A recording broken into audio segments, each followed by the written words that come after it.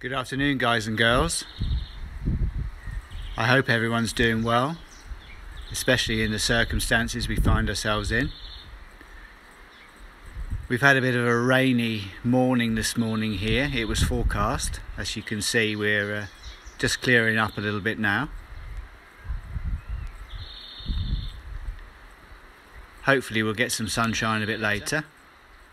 So guys and girls, as I'm sure you know, we've been locked down here for about a month now, and the expectation is that we will be allowed back into normal life, whatever normal life is, at the beginning of May, so around about the 12th of May.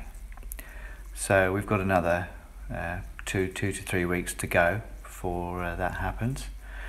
So I thought I'd take you back to last year, to August last year, when I rode up to the highest paved road in Europe, which is in close to Granada, in the province of Granada, in the Sierra Nevada mountains. And that's a climb all the way up to 3,300 meters, so pretty high. So I thought perhaps I would narrate the video and take you guys up there. I never posted the video at the time or since, because I was a bit disappointed. I lost quite a bit of footage. So this is a much shorter video than I originally made. But I hope you'll enjoy it. Some spectacular views, and I'll let you know how it was going as we go up. So I hope you'll stick around and join me for that, and I'll take you up to the top. So see you soon. So we start off our ride in the village of Capillera, which is on the way up to the top of the mountain. And I drove up the afternoon before and stayed in a small guest house, which is a really nice place, run by a husband and wife. And just spent the night there, and then left early in the morning on the Saturday, and try and leave at about 7 if you can, out of the village, and that gives you a good start to climb up to the top of the mountain. So as you can see here, we're just at the end of the road of where the bed and breakfast is, where the guest house is, and filling up the water bottles at the natural spring, where the water comes out of the natural spring at the top of the road. And then we set off up out of the village, initially up the tarmac road, up the asphalt road. So this is at about 7 o'clock in the morning, and we're making our way up. No one around, nice and quiet, quite cold. I think I remember it was about 7 degrees C, so felt quite cold. And very soon you're off the asphalt and onto these really nice tracks.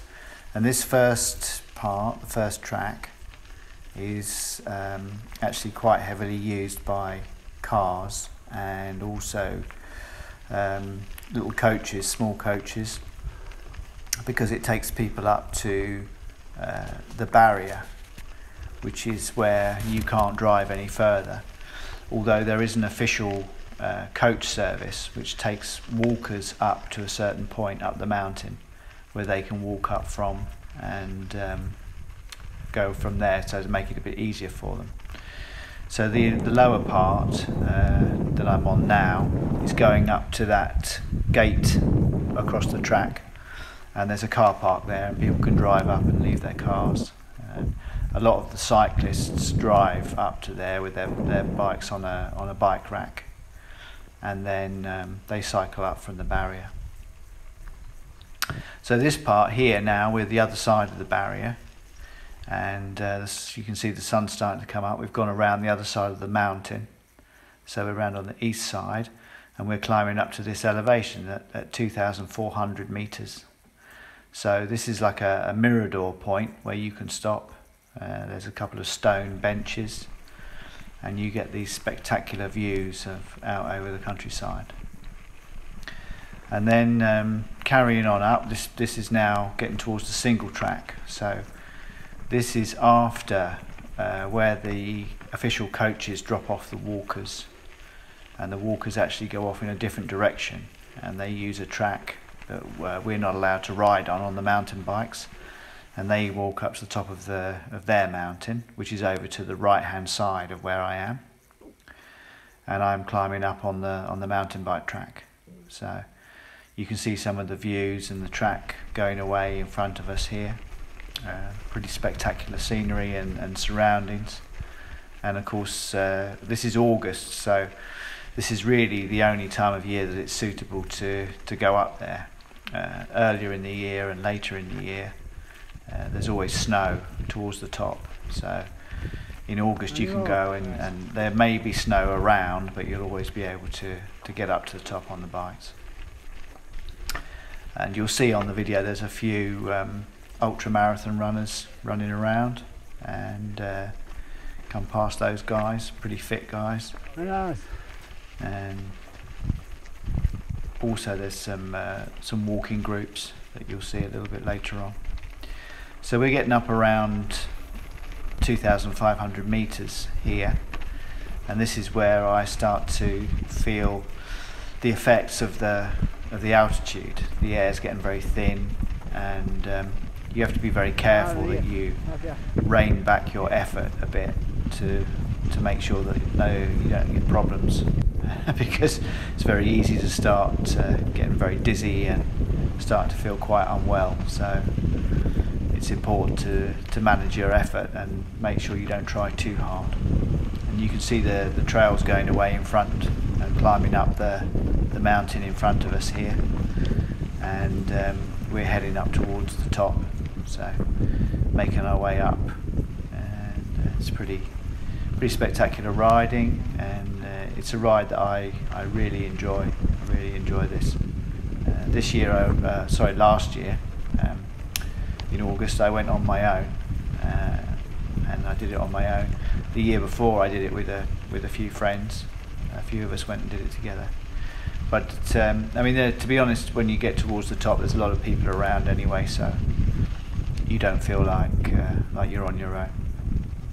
And a lot of cyclists are making their way up. So if you hang around for a while, someone will come and you can ride along with them. So everyone's very sociable. You can see it's starting to get really rocky now, and really riding quite steep and riding pretty slowly, and we're starting to really climb up towards the top, so the air's getting very thin now. But spectacular surroundings and really really enjoyable, and it was a fantastic day, as you can see. Beautiful clear skies, beautiful sunshine. So we're just working our way up, and then when you get up to the top, these are the views. So looking down over the other side towards Granada, towards the town of Granada, and looking out over the countryside. So you really do get to see a lot from 3,300 meters up. So that's it, guys. Sorry it's very short. There was a lot of what actually happened. There was a lot of other footage on another camera, which was on the bike. I had that camera on my helmet, and I had another camera on the bike, and unfortunately that camera fell off on the way back down the mountain, and I didn't realise it had come off. It was going quite fast down the mountain, and the mount for it snapped off, and I lost the camera. So I lost a lot of footage and lost the camera as well, so I was quite disappointed. But at least you get an impression of the climb, and it was a fantastic day. And I hope it's been a little bit more cheerful than just staring out the window at the outdoors. So speak to you all soon, guys, and I hope everyone's keeping well. Bye for now.